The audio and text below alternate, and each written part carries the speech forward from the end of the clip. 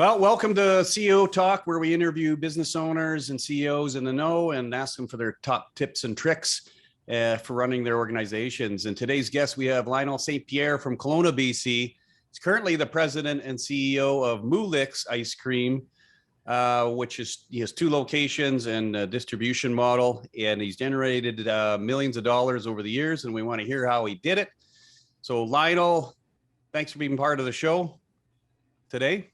Thank you. Thank you for having me. So Lionel, tell us, how did you start? How many years ago did you start your empire? We opened our business up in 1998. Our original location was right at the foot of Bernard, right across from the legendary Sales, which is very iconic to Kelowna. And then in 2005, we moved 4 doors up Bernard, more on Bernard as opposed to around the corner. And that's when our business changed, when we moved more onto Bernard. So it was about 24 years ago. Wow. And now you started 1 store, and now you've got 2 stores, right? Yeah. Right now we've got 2 stores. We have a second store we located in the north end of Kelowna, so just outside the Rutland area, near where the plaza is McCurdy Corner, or McCurdy Plaza, right beside the Grand 10 and the Brick. So we're in that. I've been there 3 years now. Wow. So one location, and it's showing growth. It's showing growth, which I'm happy. First couple of years, a little tough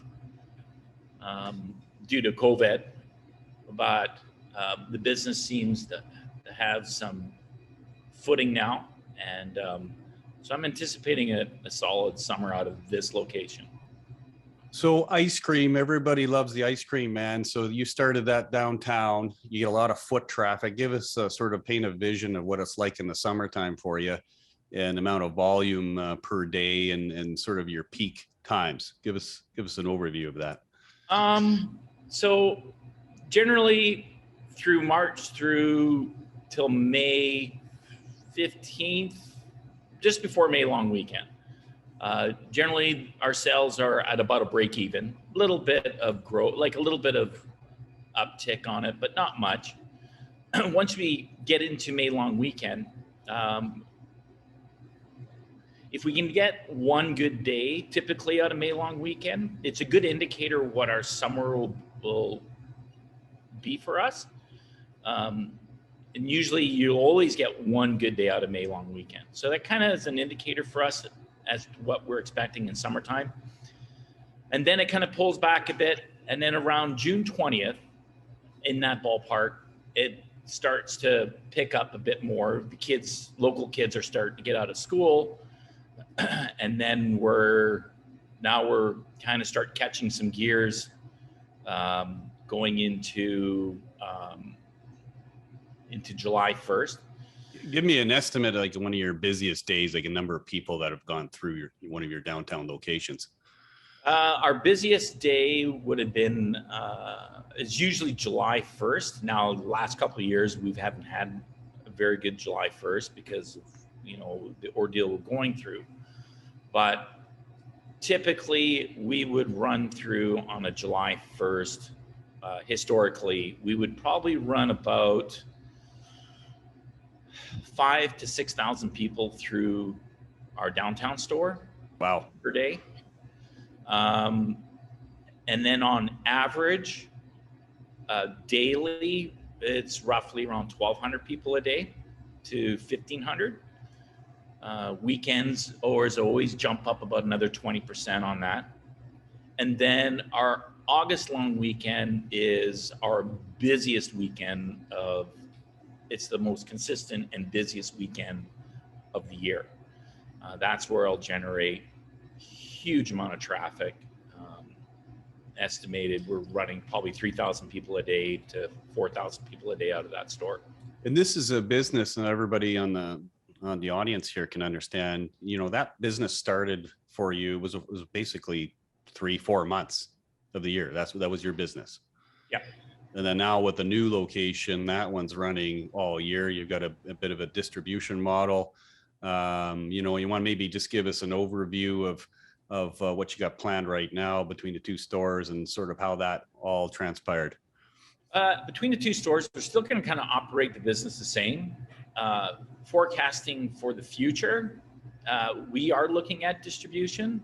We're looking at customizing pint 1.5 liter or 500 ml containers.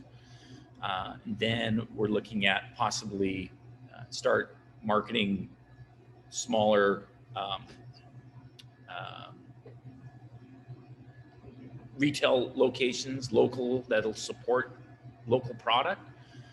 And but it kind of come in some roadblocks, trying to get things off the ground a little bit, just because it's all government stuff that has to be, all the labeling and the wording and process be done yeah. right. It's a process.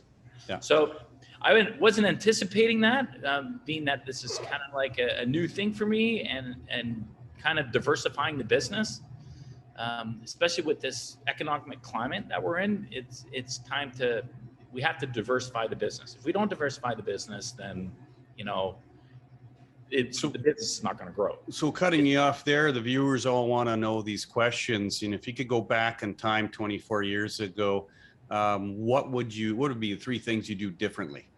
3 things to do differently.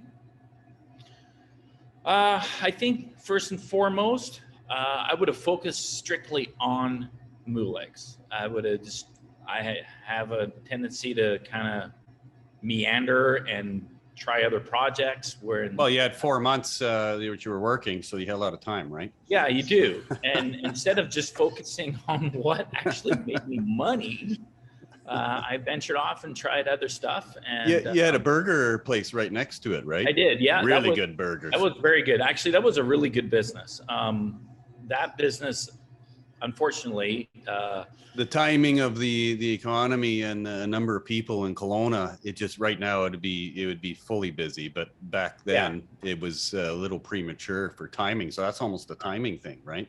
No, you know what it really was? It was my wife. And I'm not blaming her. We have to edit that out. Yeah, no, I focused on the family, and owning a restaurant is really consuming. It's time consuming. It's constantly consuming. Whereas Moolix is not as consuming. So it was spreading our marriage apart. So long story short, I sold the business to focus on what actually made us money, and it's still. Hey, it's good that you realize you're only one person. You can't do 50 different things, right? So, you know, getting back onto that track, focusing on your business. So you would have built the empire, the ice cream empire, further. Is that what you're saying?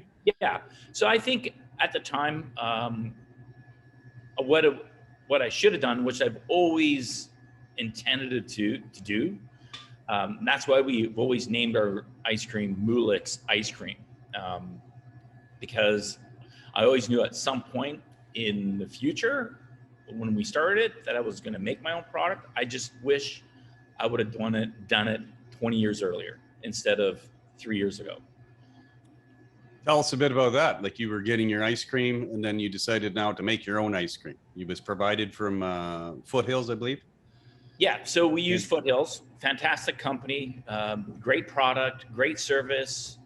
Been with Foothills for, well, 25 years.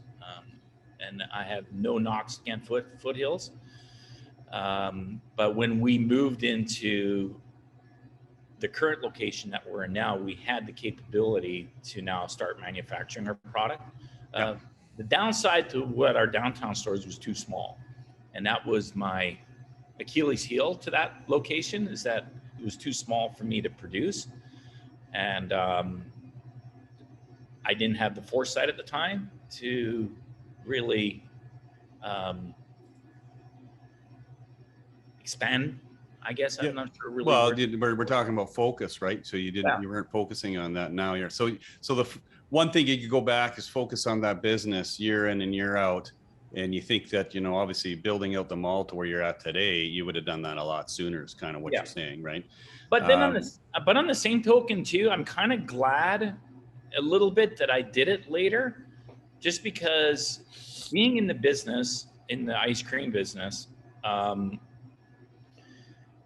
it allowed me to, because everywhere I went, I tried ice cream. I tried everybody's ice cream, what I liked, what I didn't like. And I knew at the time, or recently, in the last 3 years, that I wanted a specific product. I wanted a product that was high quality, 100% ice cream, no garbage in it. Yeah. And I think if I would have done that 20 years ago. Your ice cream is a premium ice cream. I don't think the folks know what that means. Explain that. So we talked about the 3 things you do differently, your focus on your business. Then the next piece is product, develop your product. Yeah. So tell a little about that premium product, and so that everybody knows the difference. Well, there's different categories of ice cream. There's economy, there's commercial, I believe it's commercial. Then the next level is premium, and the next level above that is super premium. So anything to be considered premium ice cream has to have a fat content of 10%. Not all premium ice creams is what they say they are. So there's a lot of additives, a lot of fillers, a lot of oils in them. And I didn't want that. And a super premium ice cream is 16%. So let's compare that with Ben & Jerry's, Haagen-Dazs. Those would be considered super premium because their butterfat is 16%, and it's pure ice cream. It's real ice cream. So when I decided to make my own ice cream, I didn't want to go super premium, because if you go super premium, especially in the climate of the Okanagan, it's really, really hot.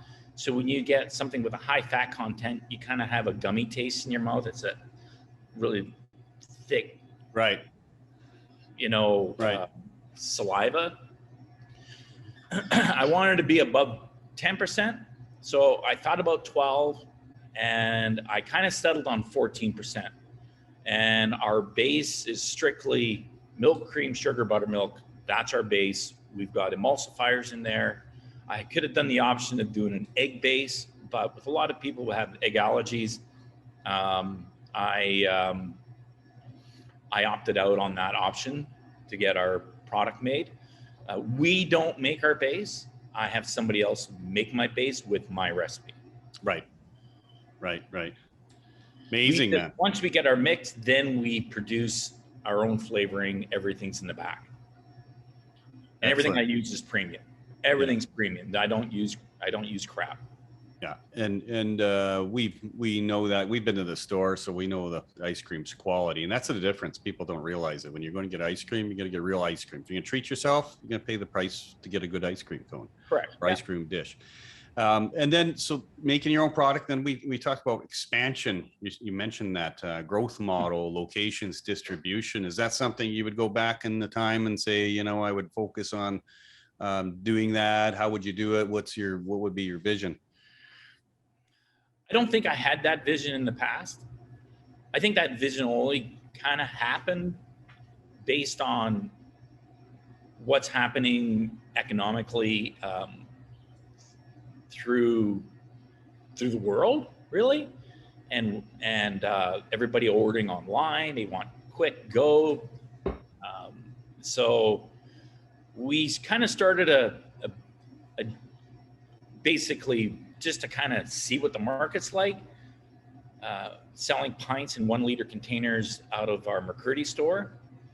And we're seeing exceptional growth out of that. So that just kind of gives me a footing as that, okay, there's potential here, and that we're looking at hopefully in the next 6 months to start launching outside the business into smaller retail locations. Amazing. What were the 3 strategies that worked? In meaning in your business? 3 strategies. Yeah. I think the first years. and foremost is the service and customer service. I think that's I get exceptional compliments about our staff, their efficiency in working, creating a system that will allow huge amounts of traffic to flow in and out of our business.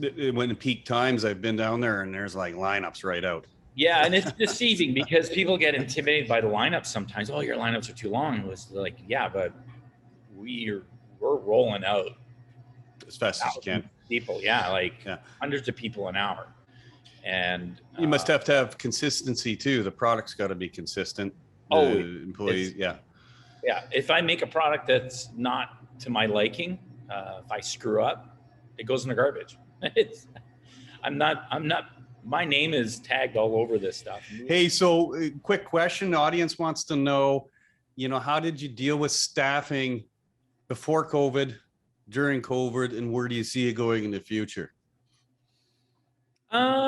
It's a little concerning for the future, but I'm not too worried about it because a lot of my staff is high school and university students, so it's a great summer job for them. That way they're not committed long-term with working for somebody else. We got every year we usually get about a third of our staff back. So that's historically pretty consistent. And you're staffing what, 20, 30 or 30 to 40, I think it was. 40 kids, yeah. Between the 2 locations, downtown we'll carry roughly between 30 and 35 kids at our peak. McCurdy will carry about 10 to 12. Yes. So has staffing changed from pre to post or during COVID? Yeah. Obtaining employees or obtaining employees? Is that been a little bit of a challenge during COVID? I think the biggest struggle right now is just trying to find kids that are 17 and older. It's nice to have some mature kids in your business because they've had some work experience. What I'm seeing more of is first-time kids that have had a job before that are 14, 15 years old. And so it's a bit of a struggle that way, but you just got to just make sure you spend the time and train them. And it's a little frustrating, You could show one kid the same thing for 10 minutes and spend time with him 10, 15 minutes. And you turn your back and he's going back to his old habits that he... It's funny, back in the 80s and 90s, there were not a lot of jobs in our geographical area. And I would have jumped to work anywhere in these businesses here in the Okanagan and BC. There's a lot of opportunity. Back in our day, there was like 1 or 2 jobs and you would arm wrestle your buddy over it. Right. And, you'd cut lawns, newspaper routes, whatever you had to do just to have some sort of, childhood income. So I find it very interesting now. We had to start a lot younger, and I'm sure our generation, it didn't start as early as the other older generation at 5 or 6, plowing fields, whatever that might, the chore might have been back on the farm days. But now the kids are working a little bit later and when they want, and I don't know. And I don't get it. I was never brought up that way. It's a catering job. You're catering to them, and they've got you. Like there's nothing you can do if they don't want to work. They're not working, and you're like scrambling around trying to find. I mean, we make it work with the depth staff, but if you're in a bind, and the amazing thing, it just amazes me. If you're in a bind, a kid doesn't show up, and you throw out a huge text like, "We need somebody in here in an hour." Out of 30 kids, nobody would offer. Nobody. Yeah. And it's like, come on, people. Like, what crickets. Do you do? Fire 30 of them? Like, you can't. So you just deal with it. And all our business owners are experiencing the same thing. How about the Canadian government taxes and for business owners? And how do you feel that a lot of the business owners downtown that you connect with. What are their feelings about the current state of affairs? Go on for about an hour on this one. Well, you only got, it's the short version. Yeah. I think starters, the big one for me is the minimum wage. I have a real problem with the minimum wage. Now the provincial government is now basing it on inflation rate. So what that'll be come June 1st, I have no idea. I got to pay a kid, let's hypothetically say it's 20% or 30% or whatever the number they decide to come up with. Who knows? Right now, minimum wage is $15.20 an hour. I got to pay $15.20 an hour for a kid that's never held a broom in his life. Doesn't know what the hell he's doing. And then if they do this minimum wage increase come June 1st based on inflation, who knows? But it's going to be $18 an hour. Is it going to be 17? Is it going to be $20 an hour? Now I've got to pay $20 an hour for a kid under the age of 17 to hold a broom and scoop ice cream. It's ridiculous. I think what the government should do is really base the minimum wage from anybody 18 and older. Anybody under the age of 18 for their first time job should be getting what, 10, 12 bucks an hour. Really, that's all they need. And give you an example. Do these kids need money? No. There's times, and I get it every year I get it, is a kid won't cash their check for 2 friggin' months. Do they need the money? They don't need the money. So that really frustrates me. Now going into what's this current thing, hopefully these mandates will be lifted, but the restrictions that being applied to businesses, they're handcuffing us. It's a handcuff job. And over what? So hey, on that note, it's definitely a struggle. We've talked about it, the businesses down there are down 30, 40%. Yeah. 2021. Yeah. Yeah. It's had a huge effect on small business owners. Yeah. Huge effect. So some businesses have done really well, but a majority of them are down. Like you said, we talked about it, at least, 30 to 40% on their numbers. Yeah. Yeah. So. And I mean, there will be businesses that thrive in this type of atmosphere. And for the majority of employees or businesses, sorry, it's a struggle. And it doesn't matter what industry. It doesn't matter. Like, but taxation here. I mean, we adjust your business on the fly. You talk about taxation, they say the average taxation, and we're talking after you've taken money out of your company, pay your taxes, and then you buy things like, cars, vehicles, supplies, etc., or anything personal. Your average rate is like 63%. That's what they're saying. So let's call it 70% in Canada, and you're living off of 30%. That's what we're given as business owners. And let's not forget, business owners make up the country, North America. They make up. So they start a business at their own risk. They employ people like what you're doing, and then we pay taxes. And the taxes go to the government, and the government those taxes fund that whole mechanism. The people that work for the governments, either municipal, provincial, or federal, and then that money goes into that big pool. It's pretty simple math, people. Goes into that pool, and then it's what goes somewhere else. It doesn't benefit small business owners. If the government figured it out where they supported the small businesses and grew us, you'd have more tax dollars. It's pretty simple math. And you'll have a more sustainable economy based on that. It's pretty simple, but here in Canada, they don't follow those rules. What do you getting off the negative note? What do you enjoy now about your business? You've put a lot of work into it. You get up every morning. What gets you up out of bed every day? You know what? It's my customers. Knowing that I make a good product, servicing my clients, and you see just the joy people have of buying the product and how much they enjoy it. That to me is fulfilling. To me, you want to make people happy, sell ice cream. Exactly. And that is an amazing, to me, it's amazing because you don't get a lot of grumpy people coming in to get ice cream. You know, they're coming in because they want to treat themselves. It makes them feel good. Ice cream is an amazing product. It's a difficult business, but it's an amazing product. And it's one of these things, you know, a lot of people, you hear it all the time. Oh, I remember having this flavor when I was a little kid. Right. Right.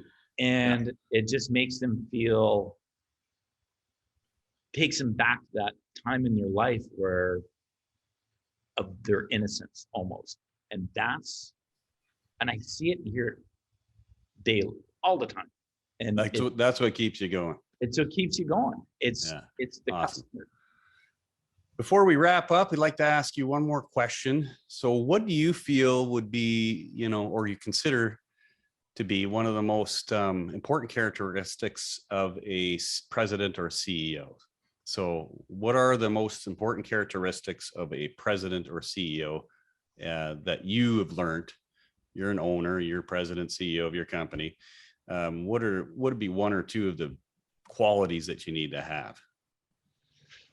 Wow. I don't really kind of focus on myself too much.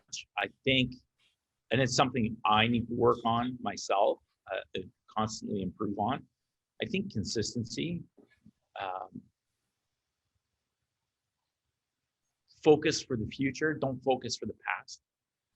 How about leadership? You've got to have leadership. You do have leadership because you lead your business, you lead the whole tribe there. So would that be one of the qualities? I mean, you have it, maybe you don't recognize it. That's a thing that business owners don't understand. You're already doing it.